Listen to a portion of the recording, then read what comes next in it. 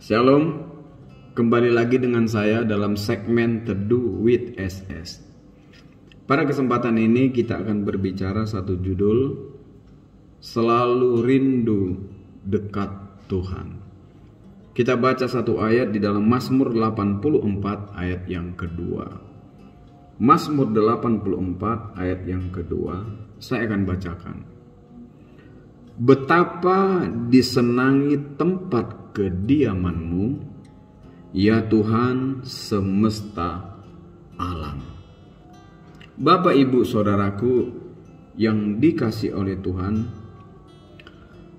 ayat nats di atas yang baru kita baca merupakan suatu nyanyian yang berisikan tentang kerinduan orang untuk selalu dekat dengan Tuhan. Selalu rindu dekat dengan Tuhan. Dan selalu rindu berada di hadirat Tuhan. Pernyataan pemazmur ini menyatakan kepada kita bahwa keadaan yang kosong hatinya ketika jauh dari hadirat Tuhan. Pemazmur menyadari bahwa ketika dia jauh dari Tuhan, hidupnya merasa hampa, tidak berguna. Itu sebabnya dia mengatakan hanya ada di hadirat Allah dan dekat dengan Allah membuat dirinya menjadi tenang. Kita tahu bahwa dunia ini yang penuh dengan kegemerlapan secara daging sangat menyenangkan. Tetapi ini tidak memberikan kepuasan. Dunia ini tidak memberikan kelegaan dan ketenangan yang sejati atau ketenangan yang hakiki. Ketenangan yang sejati hanya ada di dalam Yesus, ketika ada di dalam hadirat Allah. Itu sebabnya pemazmur mengatakan di dalam Mazmur 84 ayat yang ke-11, kita lihat Mazmur 84 ayat yang ke-11. Mazmur 84 ayat yang ke-11 saya akan bacakan. Sebab lebih baik 1 hari di pelataran-Mu daripada 1000 hari di tempat lain. Lebih baik berdiri di ambang pintu rumah Allahku daripada diam di kemah-kemah orang fasik. Kemah-kemah orang fasik berbicara dunia ini. Pemazmur jelas mengatakan lebih baik 1 hari di pelataran Allah. Artinya apa? Dekat dengan Allah. Daripada 1000 hari di kemah-kemah orang fasik. Di dunia yang penuh dengan kegemerlapan yang memberikan kepuasan dan kedamaian yang sifatnya semu. Kita tahu bahwa dunia ini sementara akan berlalu.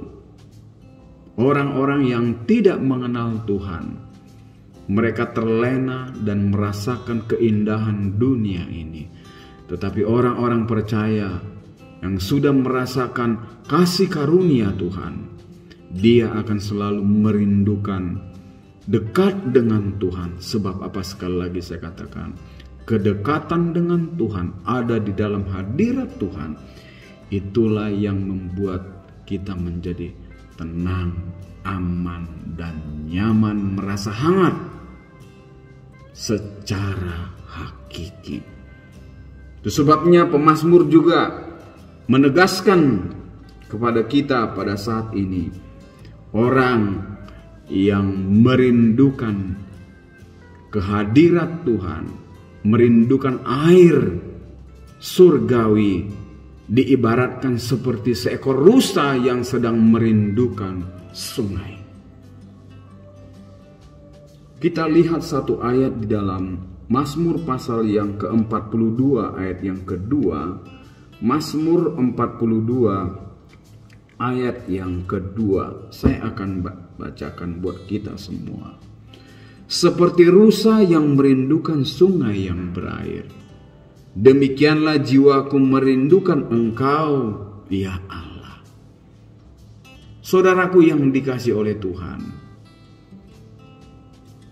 kerinduan pemazmur untuk selalu memiliki hubungan yang dekat dan merindukan air kehidupan itu, yaitu Yesus Kristus, diibaratkan seperti seekor rusa yang merindukan air. Kenapa demikian? Selalu diberi contoh atau diberi gambaran seperti seekor rusa.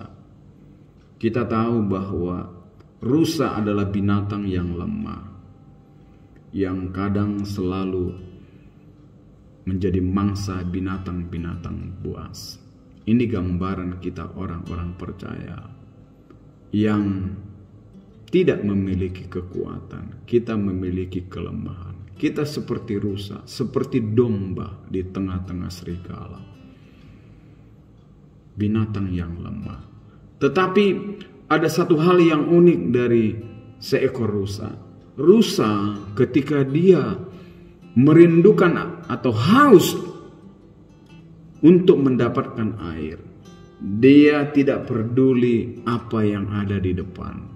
Ada duri, ada batu, ada lembah, ada semak belukar, ada hal-hal tempat yang curam. Dia terus jalani, dia terus terobos tanpa melihat ke kiri dan ke kanan.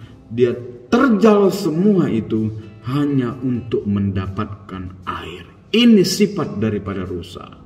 Rusa tidak pernah melihat ke belakang ketika dia haus untuk mendapatkan air. Dia selalu berusaha untuk mendapatkan air, memuaskan rasa dahaganya. Ini rusa yang menjadi kelebihan binatang ini. Dia selalu berupaya sekeras apapun, tantangan-rintangan dia tembus untuk bisa berjumpa dan mendapatkan air. Demikian juga dengan kehidupan kita orang percaya. Digambarkan seperti rusa yang merindu, harus seperti rusa, menerobos bahkan menerjal apapun rintangan dalam hidup ini untuk kita bisa bertemu dengan air kehidupan, yaitu Yesus Kristus. Saudaraku yang dikasihi oleh Tuhan, ada satu suku di Sumatera, yaitu suku Nias. Dahulu kala ketika orang-orang Nias ini hendak pergi merantau mencari pekerjaan, maka orang-orang tua memberi pesan kepada mereka, "Anakku, jika engkau pergi meninggalkan kampung ini dan mencari pekerjaan, mengadu nasib di perantauan, kamu harus seperti rusa." Ini dikatakan orang Nias dahulu kepada anak-anaknya. Artinya apa? Kamu harus terobos terus, pantang menyerah, jangan melihat ke belakang. Kamu harus bisa berhasil meraih apa yang kamu cita-citakan. Kamu harus seperti rusa. Ini yang dikatakan. Saya yakin dan percaya nasihat-nasihat ini tidak sengaja pasti diambil dari kitab Mazmur pasal yang ke-42 ini. Seperti rusa, kamu jangan kembali kalau tidak berhasil. Ini yang diharapkan oleh orang Nias pada saat itu, harus seperti rusa. Demikian juga dengan kehidupan kita orang percaya. di hari-hari ini. Mari kita terus berjuang sungguh-sungguh, merindukan Tuhan, dekat dengan Tuhan, sebab dekat dengan Tuhan, di sana ada kepuasan, di sana ada ketenangan, di sana ada kesejukan, ada kehangatan yang hakiki. Biarlah ini menjadi perenungan bagi kita untuk kita tetap dekat dengan Tuhan. Tuhan Yesus memberkati kita semua. Amin.